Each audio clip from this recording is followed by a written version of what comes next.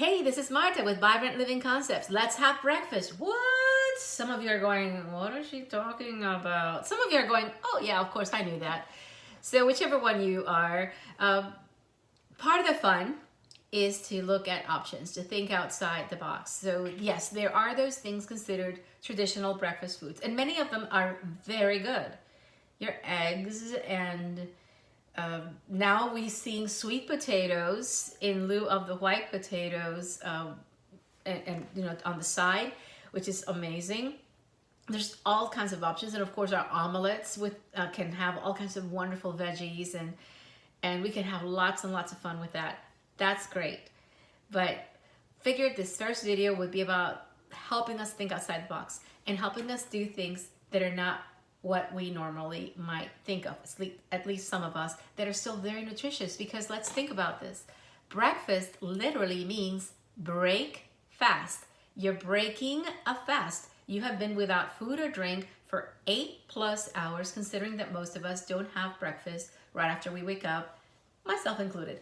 So why not make our first meal of the day the most nutritious, the most pure and clean we can? And of course we have veggie smoothies we can do, and we can talk about that, and I'll share some of my favorites. There's all kinds of ways to make our first meal of the day wonderfully nutritious while still being clean. Yet this is one great option.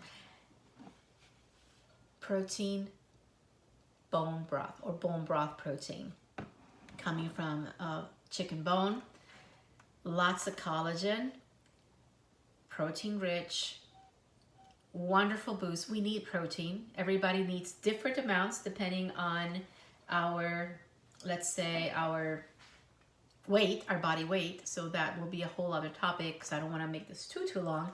But we need protein, especially when we're under stress. Stressful times, we do need even more protein and certain minerals and vitamins as well, like the B vitamins and magnesium and so on and so forth. But this is a great option. Now, does this taste wonderful? I would be honest with you, for my palate, no. Would I therefore drink this by itself? No. Would I add it to a smoothie? No. It tastes too much like chicken broth. It's just really strong. And I do love the turmeric, because turmeric, of course, being such a healthy spice and anti-inflammatory properties, very healthy. So when I get Dr. Axe's bone broth protein, which is my favorite, I get the turmeric, more bang for my buck, and it actually does add, for my palate, a nice flavor that doesn't taste chicken brothy, like too heavy. I love chicken broth, I love chicken soup, but somehow in the broth, it's a little too heavy for my taste. But the turmeric seems to add like a nice little flavor to it. This is the one I get. My one suggestion in Ancient Nutrition that I would love to see in the future, that I already did send a note to a while back, is I would love it if they could come up with more efficient packaging. Because you see this looks like a lot, but it's about this full when you get it. But other than that, I really like it. Now, how do I prepare it if I really don't like how it tastes? First of all, I boil the water, and I can't do a cooking demo because I'm not set up to do that just yet, but I just figured we talk through the steps, because I really wanted to offer that option to you, since this is what I'm doing this morning, and I love to share what helps me in case, in hopes that it will help some of you and bless some of you. So I take a whisk. This is a very important instrument, important tool in this process, because the powder does tend to get a little cakey, and it does not dilute quickly or easily. And I boil the water in advance. I don't boil this in the water. In fact, sometimes I use a rapid boiler so that I can accelerate the process a little bit. And then I take a metal pan, and I boil my water, and then add the water to the pan, you know, that I continue to heat a little bit. And I add my scoop of bone broth protein somewhat gradually while I'm whisking the liquid. And then that is gonna be diluting it as I go. Great, so I got my base, that's my chicken broth. How do I get it to not taste like cardboard? I mean, unless you can really gulp it down quickly, that's cool. You could do that. It doesn't work for me. Well, first of all, salt. I do add salt, Himalayan salt. You know, you can get them. Badia actually makes Himalayan salt. I was really surprised, and they're a really good brand. I have this real, the real coarse mineral salt, and of course, when I'm doing soups and stuff like that, I use the coarse salt because I'll get to mix it in. I use this more to add its flavor on top of foods.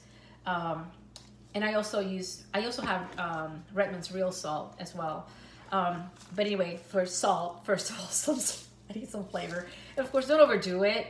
I have some alternatives to add some additional flavor without necessarily overdoing the salt.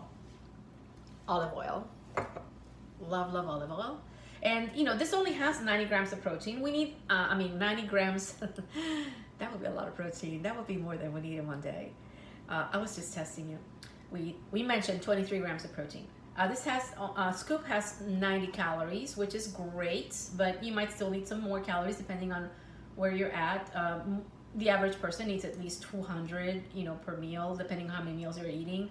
But that's just a whole other conversation. I don't want to say that's what you need. Don't take that as a rule.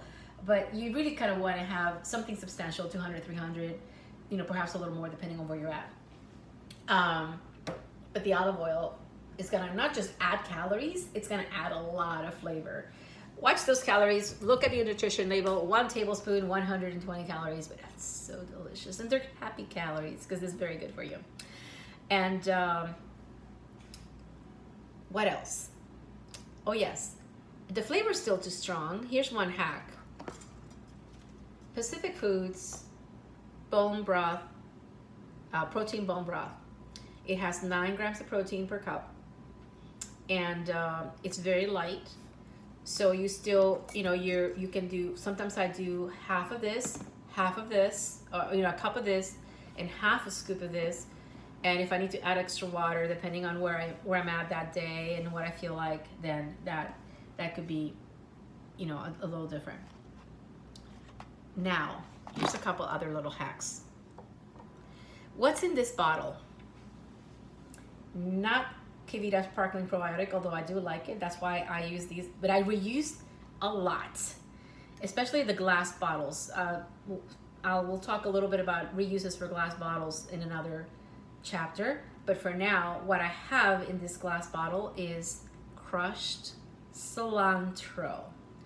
So I buy the cilantro, and of course we have the culantro, the long leaf, which is fantastic. I can't always find it, but cilantro is definitely something that we can find pretty easily. And I crush it in a NutriBullet with some water, and I have it ready to go for my soups and my stews, because that adds wonderful flavor to my stews and my cooking. But this is something that will add a lot of flavor to your soup in general, but including this one. Next, onions. Love onions. And I particularly like, actually I've discovered that with this recipe, I like green onions. I just chop them up ahead of time and I have them frozen because I like them that much with this particular recipe. So I add green onions to it. Another addition, crushed garlic, which unfortunately I don't have. I have to desperately go shopping for some, or some organic garlic granules, that you might happen to have at home if you like that flavor. So that's adding some flavor, and you might be good with that. If you're still needing a boost, I will share what I use my cheater moments, and that's this sazon, Goya, and then I mix it all together, and then you have a very tasty soup. So hope you like it. Bye.